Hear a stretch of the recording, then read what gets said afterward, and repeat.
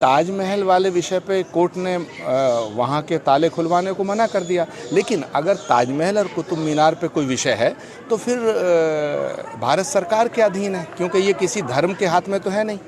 भारत सरकार को चाहिए कि ताजमहल और कुतुब मीनार हिंदुओं को सौंप दे, लेकिन ये विषय तो भारत सरकार का है। हम तो राष्ट्र के साथ हैं, देश के साथ।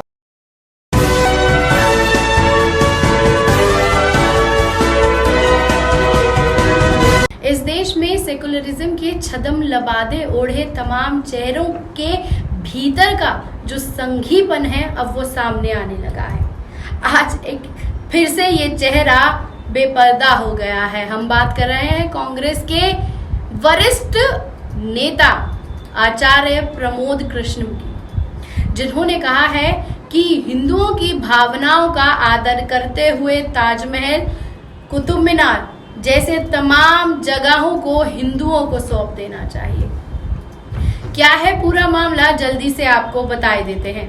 वाराणसी के ज्ञानव्यापी मस्जिद में शिवलिंग मिलने के दावे में कांग्रेस नेता ने कहा है कि प्रत्यक्ष को प्रमाण की जरूरत नहीं होती, कोर्ट को जो भी आदेश होगा वो सबको मानना होगा। उन्होंने आगे ये कहा कि कुतुब मीनार, ताजमहल भारत सरकार के अधीन है, किसी धर्म से जुड़े हुए नहीं है। ऐसे में सरकार को चाहिए कि ताजमहल और कुतुब मीनार हिंदुओं को सौंप दे, क्योंकि भारत के जनमानस की भावनाओं से जुड़ा हुआ मामला है।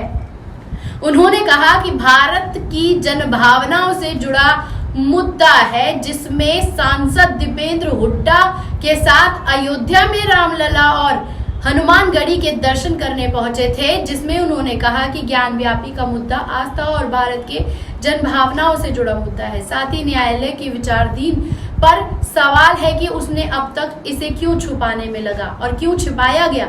इसी के साथ उन्होंने ये कहा कि सरकार को राष्ट्र और देश का हित देखते हुए, भावनाओं का कद्र करते हुए, संवैधानिक व्यवस्थाओं का साथ देते हुए इस मामले को कोर्ट में देश के तमाम चीजों को मानते हुए इसे हिंदुओं को सौंप देना चाहिए।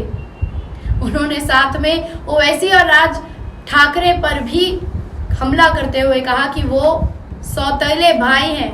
कांग्रेस के नेता ने आगे ये भी कहा कि बृजभूषण शरण सिंह, राज ठाकरे दोनों एक ही थाली के चट्टे बट्टे हैं। ओवैसी तो राज ठाकरे का सौतेला भाई है। उन्होंने ये भी कहा कि उनका कोई धर्म है, कोई मजहब है, उनकी क्या राशि है, ये केवल राजनीतिक चमकाने के लिए बयानबाजी करते हैं। एएसआई ने जारी की ताजमहल की तस्वीरें, तो वहीं दूसरी ओर ताजमहल में 22 कमरों के खुलवाने की याचिका को रद्द होने के बाद एएसआई ने ताजमहल की कुछ तस्वीरें जारी की, जिसमें कमरे के भीतर बाहरी हिस्से को भी दर्शाया गया है। उसमें कहा गया है कि दिसंबर 2021 और फरवरी 2020 में उन कमरों में जो काम किया गया उसकी फोटोज को बाहर रखा गया है और बाद में उसे बाहर निकाला गया।